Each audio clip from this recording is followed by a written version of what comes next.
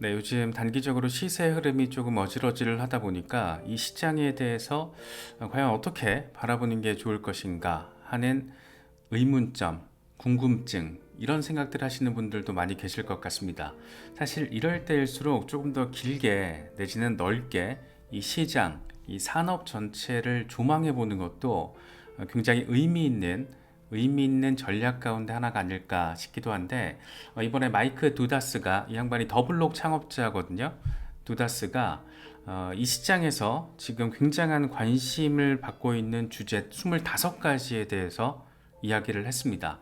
이 25가지를 다 짚어볼 필요는 없는데 상당히 재미있는 내용들이 포함되어 있어서 이 중에서 우리는 한 대여섯 가지 정도 조금 선별을 해서 이게 지금 어떤 걸 의미하고 있고 이 시장이 지금 어디를 향해서 나아가고 있는지 이런 것들에 대해서 조금 고민을 해보셔도 좋을 것 같습니다. 사실 이 시장이 과도기적인 측면이 지금 존재하다 보니까 어, 가치 투자의 관점을 통해서 중장기적으로 비트코인은 파는 게 아니야, 모아가는 거야, 이른바 마이크로 스트래티지의 전략처럼 투자 스탠스를 가지고 계신 분들이 있는 반면, 정반대편에는 여전히 무슨 도박하듯이 너 아직도 코인 하냐? 뭐 이런 관점으로 나 아직도 코인 한다, 뭐 도박하는 느낌, 베팅하는 느낌, 뭐 그런 느낌으로 접근하시는 분들도 계시고, 아니면 아예 전문적으로 전문 트레이더로서 이 시장을 하나의 플레이어로 직접 뛰어들고 계신 분들도 계시고, 참 이 바라보기에 따라서 되게 다르게 느껴지는데, 저는 개인적으로는 블록체인 혁신의 관점에서 접근을 하고 있고, 그렇기 때문에 알트코인에 대한 어떤 선별을 할 때 있어서 가장 중요하게 제가 바라보고 있는 것은 유틸리티입니다. 유틸리티적으로 어느 정도의 혁신을 블록체인을 통해서 구현을 하고 있고, 이게 지금 시장에서 어떤 평가를 받고 있고, 어느 정도 실제 생활에 적용이 되고 있는가, 이런 것들을 굉장히 중요하게 그래서 바라보는데, 물론 뭐 사람마다 다를 수 있습니다. 무조건 비트코인이 최고다, 비트코인 맥스들은 비트코인만 모아가고, 이더리움 같은 경우에도 디파이의 상징성, 실제 블록체인 혁신을 엄청나게 구현하는 데 있어서 직접적인 넘버원 플레이어, 뭐 이렇게 되는 경우도 있고, 뭐 여러 가지 방향성에 따라서 관점에 따라서 다르긴 하지만, 중요한 건 뭐다? 이 시장은 지금 혁신을 일구면서 앞으로 나아가고 있다.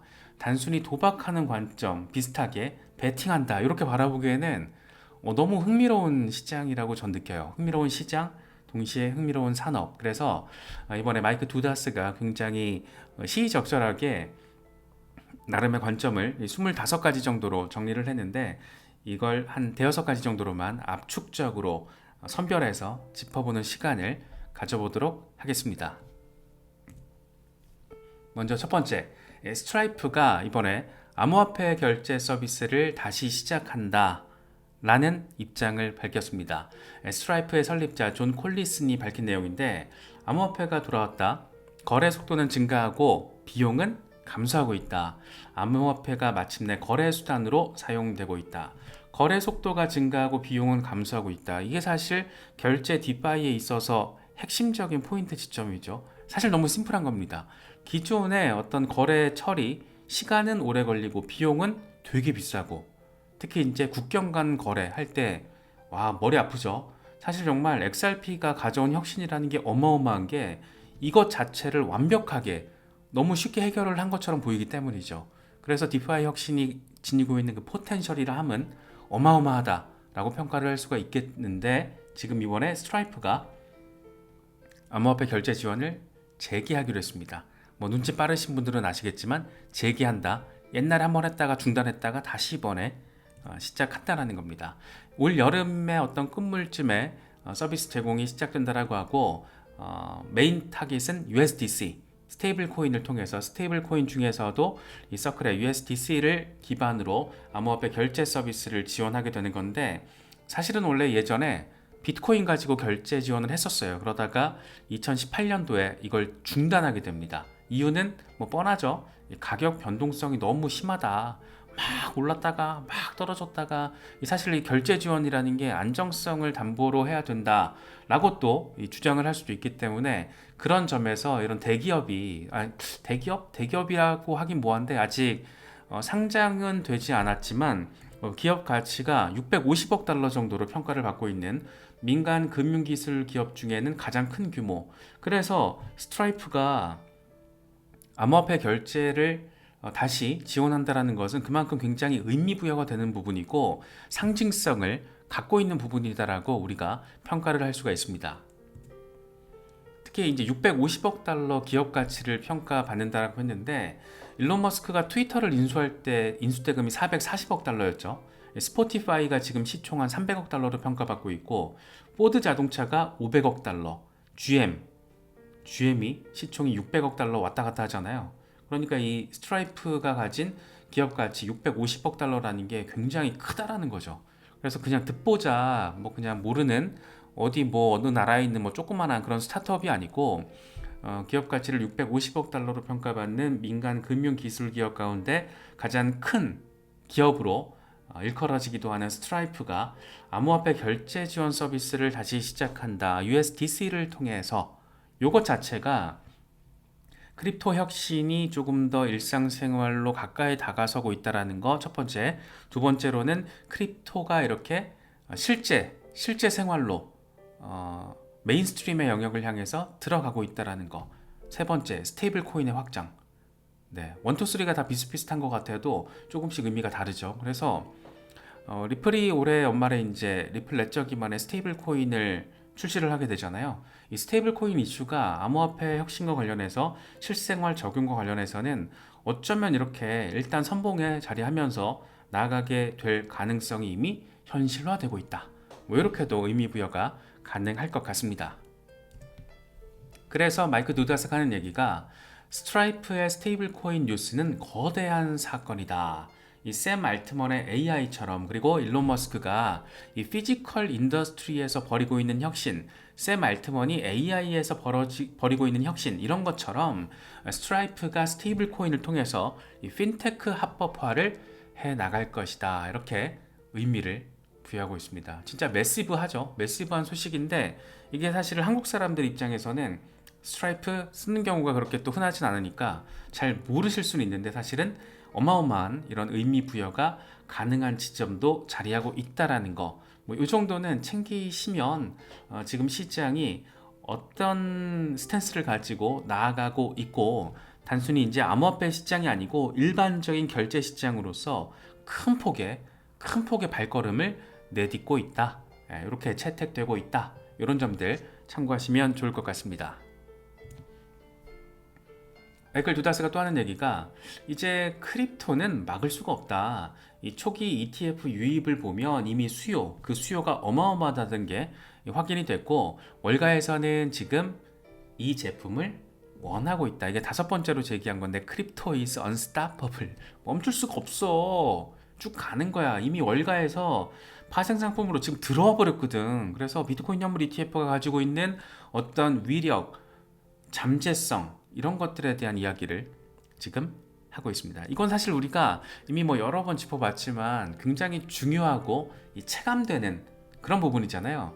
블랙록의 비트코인 현물 ETF가 무려 70일 거래일 연속 순유입을 기록하면서 미국 ETF 역사에 있어서 상위 10위 ETF로 기록이 됐다라는 거. 되게 흥미로운 상황이죠. 특히 BNY 멜론, 미국의 최고 은행으로 불리는 가장 역사가 오래된 BNY 멜론이 블랙록과 그레이스케일의 비트코인 현물 ETF에 투자를 하고 있다는 소식. 이 어찌 그냥 간과할 수 있는 부분이겠는가 라는 생각이 들죠. 그래서 사실 BNY 멜론 같은 경우에는 나이는 굉장히 많은 전통적인 레거시 금융이지만 사실 이미 이 크립토 혁신과 관련해서는 깊게 들어와 있는 곳이기도 합니다. 2022년에 기관들을 대상으로 비트코인과 이더리움 수탁 서비스를 제공을 했을 정도로 이미 상당한 관심을 가지고 들어와 있었고 그렇기 때문에 사실은 BNY 멜론이 블랙록과 그레이스케일의 비트코인 현물 ETF에 이미 투자를 하고 있다라는 거 요것 자체는 그렇게 놀랍진 않은 것 같아요. 다만 개인적으로는 궁금한 게 얼마 쐈을까? 어느 정도 규모로 투자를 하고 있을까? 이제 이런 내용들도 나오기 시작할 텐데 상당히 궁금합니다. 특히 GRP 파이낸셜 미국 퇴직 플랜 컨설팅 기업에서 이미 비트코인 현물 ETF 7종 상품에 투자를 하고 있고 채굴 ETF에도 투자를 하고 있다. 고객 수가 무려 160만 명, 운용자산 1,400억 달러, 192조 원. 그런데 퇴직 플랜 컨설팅 기업, 다시 말해서 베이비 부머 세대의 퇴직 은퇴 자금이 이미 이런 전문 기관을 통해서 비트코인 시장으로 들어와 버렸다. 이제 시작일 뿐인데, 이제 스타트를 한 지 석 달 조금 지났는데 이미 벌써 이렇게 들어와 있고, 앞으로 이게 얼마나 가속도를 받아가지고 기관들의 자금을 통해서 이 시장으로 흘러 들어오게 될 것인가. 누구는 이게 지금 1년 안에 3천억 달러 규모가 될 것이다 라고도 이야기를 하고 있는데, 그게 진짜 사뭇 궁금하죠. 3천억 달러가 될지 1천억 달러가 될지 6천억 달러가 될지 그건 알 수가 없습니다. 그런데 확실한 건 뭐냐면 굉장히 의미 있는 보폭이 지금 이미 확인돼 버렸다. 특히 이제 모건 스탠리 같은 경우에 대표적인 괴물급 기관 JP 모건은 지금 블랙록의 AP입니다. 블랙록의 비트코인 현물 ETF를 대신 판매해주는 AP 역할을 수행하면서 돈 벌고 있죠. 블랙록의 CEO 제이미 다이먼이 아무리 비트코인 욕하고 다녀도 회사는 비트코인을 통해서 지금 돈을 벌고 있어요. 모건 스탠리 이번에 디스커버리 포트폴리오와 성장, 그로스 포트폴리오에서 비트코인에 대한 노출을 하기로 결정을 했죠. 상당히 재밌습니다. 특히 모건 스탠리가 지금 디스커버리 포트폴리오와 성장 포트폴리오를 선택을 했는데, 이게 지금 혁신 기업, 잠재력이 큰 스타트업이나 벤처 기업들에 대한 부분을 중점적으로 하고 있다는 거. 다시 말하면 모건 스탠리는 비트코인을 지금 성장, 혁신, 잠재력 이런 키워드를 중심으로 놓고 지금 평가를 한 거라고도 바라볼 수가 있죠. 그래서 저는 개인적으로 이런 부분들이 너무 재밌어요. 그래서 뭐 GRP 파이낸셜, 뭐 BNY 멜론, 블랙록, 뭐 피델리티 등등 이런 것들이 이미 크립토는 막을 수 없다라는 걸 보여주는 직접적인 재료들이라고 생각을 하고 있습니다. 여기에 BNY 멜론처럼 메릴 린치와 웰스파고 이미 들어와 있고 요청 고객에 한정해서 ETF 상품을 제공한다라는데, 앞으로는 이게 확장될 가능성이 높죠. 어떻게? 요청 고객이 아니고 일반 고객들에게 요청을 하지 않아도 우리가 직접 제공할 수 있게끔, 권유할 수 있게끔, 이거 지금 모건 스탠리가 하고 있잖아요. 그런 식으로. 그래서 미국 월가의 대형 은행들이 결국에는 비트코인 현물 ETF를 제공할 수밖에 없을 것이다 라는 논의가 더 현실화가 이미 되고 있는 거죠. 그렇기 때문에 크립토는 막을 수가 없다. 이미 이렇게까지 들어온 걸 어떻게 막을 거야. 근데 투자 시장이다 보니까 단기적으로 시세가 올라갔다 내려갔다, 급등했다 급락했다, 급등했다 급락했다, 이게 반복이 되고는 있는데, 사실은 사이클적으로 조금만 더 줌아웃해서 바라보면 계속해서 저점을 높여가면서 의미 있는 시장의 흐름이 펼쳐지고 있다, 이렇게도 평가할 수 있거든요. 그래서 너무 이렇게 근시안적으로 단기적으로만 바라보지 않는다라면 이 시장은 이미 방향성은 끝났다라고 평가를 하는 게 맞지 않나, 뭐 그런 생각이 듭니다.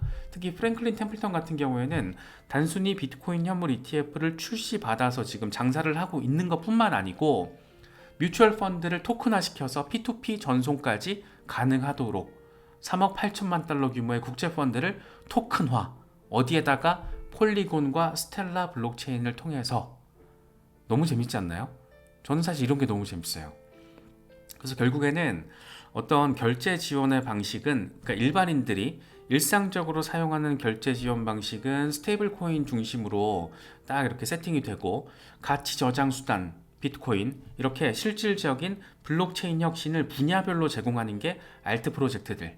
이번에 프랭클린 템플턴이 폴리곤과 스텔라 기반으로 이렇게 국제 펀드를 토큰화했고, 이게 규모가 3억 8천만 달러 규모라는 거, 너무 흥미로운 지점이 아닌가 개인적으로 바라보고 있습니다.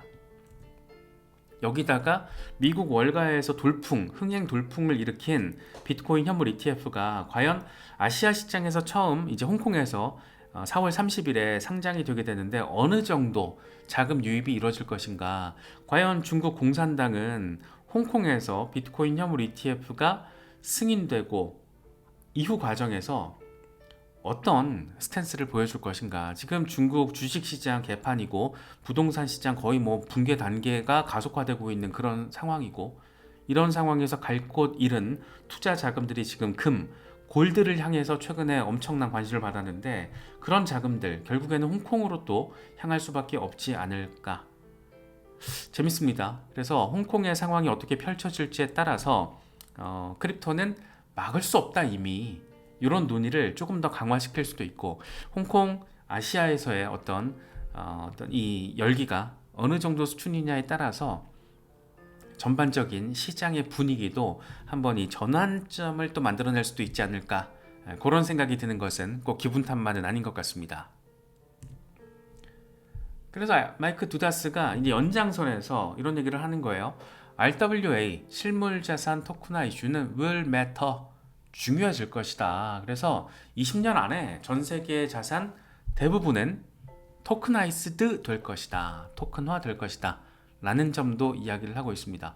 사실 RWA 이슈는 워낙 중요하기 때문에 우리가 지난해 하반기부터 굉장히 자주 많이 깊게 다루고 있는 테마잖아요. 그래서 RWA 이슈는 뭐 사실 제가 더 말씀을 안 드려도 저희 채널 오래 구독해 주신 분들은 대체적으로 이 테마와 관련해서는 이해도가 상당히 높으실 거라고 생각을 하는데 그래도 좀 정리하는 차원에서 라운드업 차원에서 간단하게 좀 짚어보자면 실물 자산을 토큰화한다. 실물 자산 가장 빡센 거는 뭐 뭐니 해도 부동산이죠.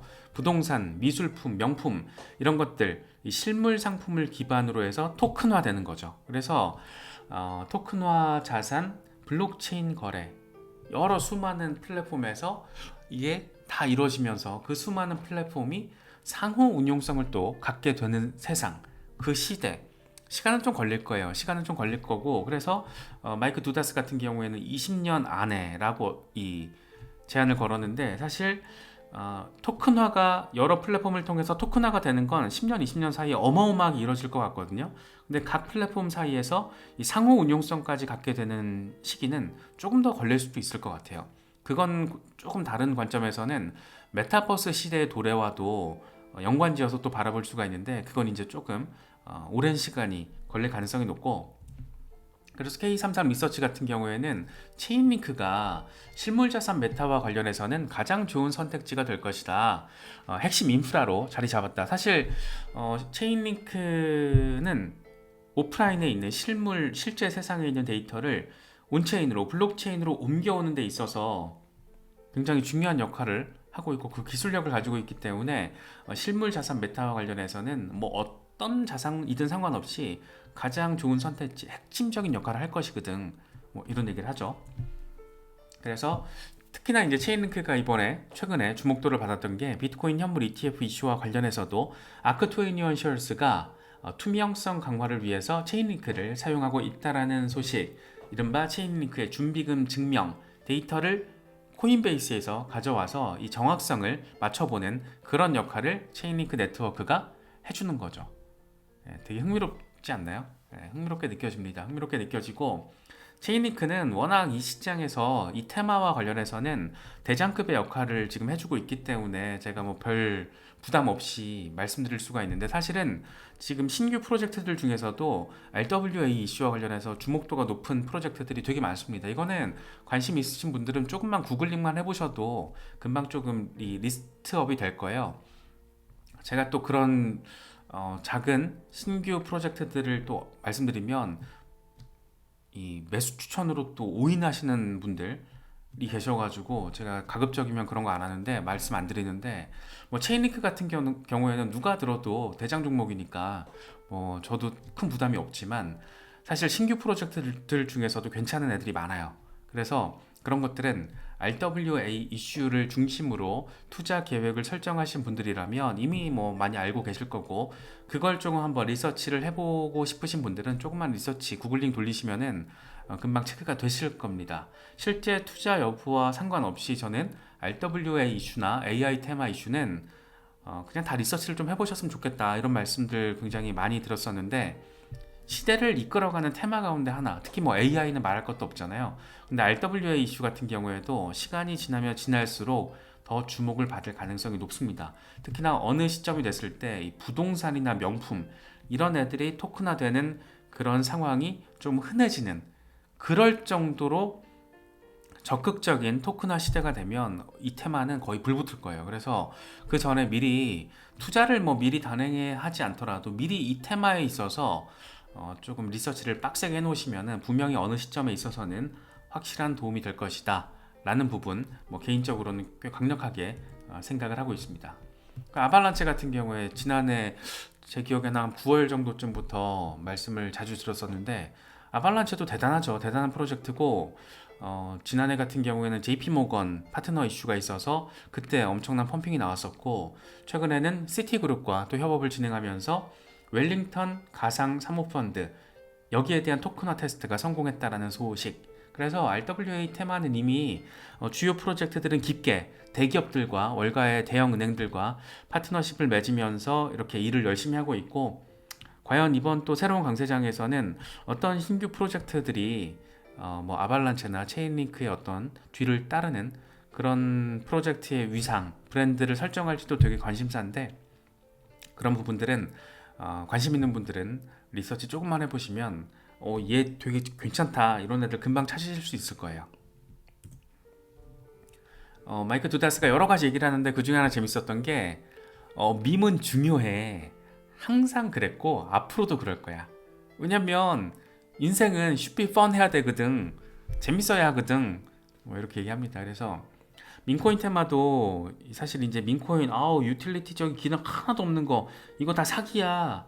사기성 프로젝트들도 있죠. 실제로 이제 러그풀 나오는 그런 사기꾼들이 장난치려는 그런 프로젝트들 아싸리 그냥 신규 막 갑자기 그냥 등장하는 친구들 있잖아요. 그런 것들은 좀 거르시고 대신 그런 고민은 되게 중요한 것 같아요. 이번 강세장에서 지난 강세장에서 도치나 시바이누가 그랬던 것처럼 이번 강세장에선 어떤 친구가 도치나 시바이누의 역할을 해줄 것인가, 이런 고민들은 되게 의미 있을 것 같거든요. 그래서 인생은 재밌어야 한다. 그래서 밈은 중요했고 앞으로도 중요할 거다. 이런 말이 저는 좀 의미 부여가 좀 되더라고요. 그래서 민코인의 자금 유입이 강하게 이루어진다는 것은 알트 시장 전체 시총을 끌어올리는 역할도 해주기 때문에, 그리고 도치코인이 그랬던 것처럼 다른 여타의 민코인들도 어떤 재미와 재미를 더해서 그렇게 브랜딩이 강화되고 도치코인처럼 어쩌다 보면 여기저기서 페이먼트 토큰으로서의 어떤 의미 부여를 또 갖게 될 수도 있는 거고, 그래서 시작은 미약할지라도 그 끝은 창대하리라 케이스가 될 수도 있지 않나 싶어요. 그래서 민코인들도 막 이상한 거 말고 시장에서 이미 한번 입증이 된, 여기서 입증이 됐다라는 거는 어느 정도 시총이 있는 민코인들을 좀 관심을 갖고 싶어도 듣보잡 민코인 말고 자금 이미 좀 들어와서 시총 사이즈가 좀 돼 있는 친구들 중에서 조금 이렇게 체크를 해보시면 어떨까. 민코인은 위험하다라고 생각하시는 분들은 아예 대응 안 하시는 것도 하나의 전략이 될 수 있고, 아무튼 그렇습니다. 그래서 이 양반 말이 좀 재밌게 느껴졌어요, 개인적으로는. 여기서 여러 가지 몇 개 멘트를 좀 했는데 그 중에 좀 하나 눈에 띄었던 것은 니어가 이거 중요해. 이 생태계를 간과해서는 안 되고, 또 비트코인 레이어 1 같은 경우에는 단기적으로는 레이어 2보다 더 커질 가능성도 있다. 여기서 레이어 1은 룬스, 오디널스 등을 의미하는 거겠죠. 그래서 깊은 리서치가 필요하다. 사실 제일 중요한 거는 결국에는 공부라고 생각을 하거든요.